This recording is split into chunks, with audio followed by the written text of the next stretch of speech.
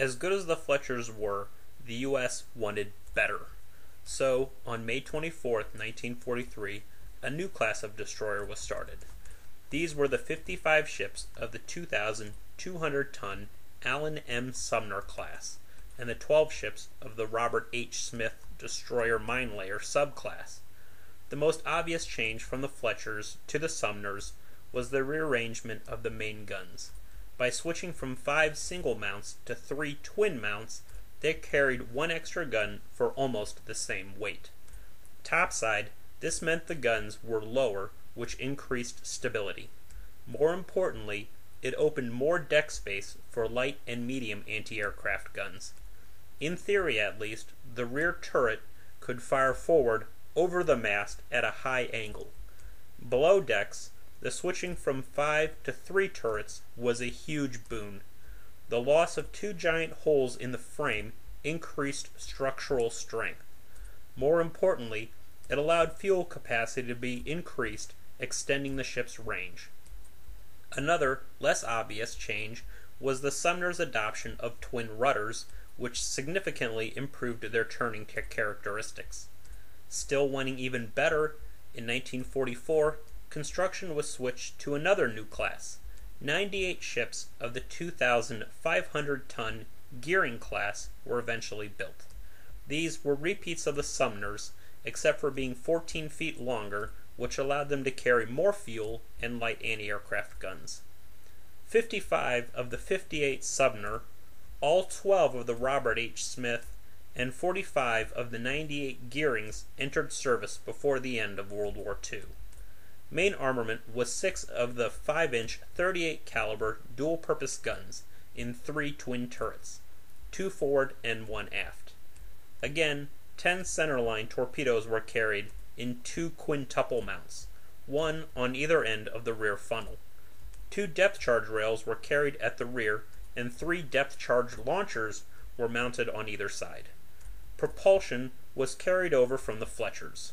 4 boilers on the unit principle generated 60,000 horsepower to 2 propellers. Due to their increased width and length, while keeping the same machinery, speed dropped from 38 to 36 knots. Although many Sumner and Gearings were heavily modified post-war under the Fram 1 and Fram 2 programs, their wartime modifications were few. 12 Sumners were converted to destroyer mine layers while under construction. These were the Robert H. Smith class. As with most conversions, it was pretty simple. The torpedo tubes were deleted, and the depth charge launchers were moved to where the rear mount would have been. The depth charge rails at the rear were moved closer together. Running the outside length of the main deck from about midship aft on both sides was fitted the mine rails. These allowed the ships to carry 120 mines that could be laid over the stern. In practice, however, mine laying was almost completely relegated to specially built ships and bomber aircraft. They never laid a single mine in anger during the war, and rarely even carried them, spending most of their time being used as regular destroyers. 24 Gearings were converted to picket destroyers in 1945.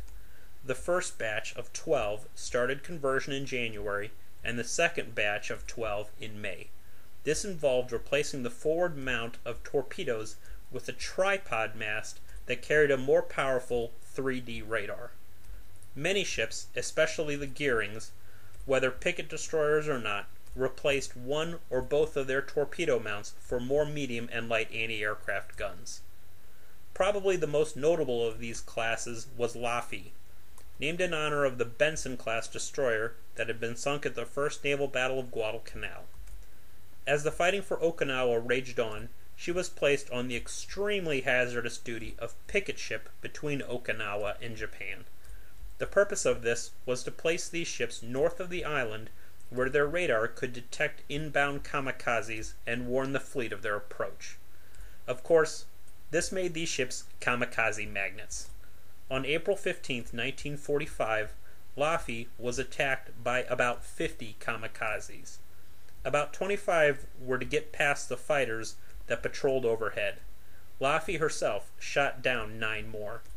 When the hour-and-a-half-long attack was over, she had been hit by 6 kamikazes, 4 bombs, and had been strafed. Yet, despite this horrific damage, so determined was her crew, and so robust the design, that she survived. Repairs were completed September 6, 1945. She survives today as a memorial with the carrier Yorktown near Charleston, South Carolina. While no Robert H. Smith or Gearings were sunk during the war, 4 Sumners weren't as lucky as Laffey. Meredith hit a mine June 7, 1944, while covering the Normandy invasion. 2 days later, after being towed to Anchorage, she was further damaged in an enemy air raid. She broke in half and sank, the second ship named Meredith to be sunk during World War II. Cooper was hit by a long-lance torpedo December 3, 1944, during the Battle of Ormoc Bay. She almost instantly broke in half and sunk. Mannert L. Abel was hit April 12, 1945, by 2 Oka kamikaze rockets that blew her in half. Drexler rolled over and sank, stern first, May 28, 1945, after being hit by 2 kamikazes.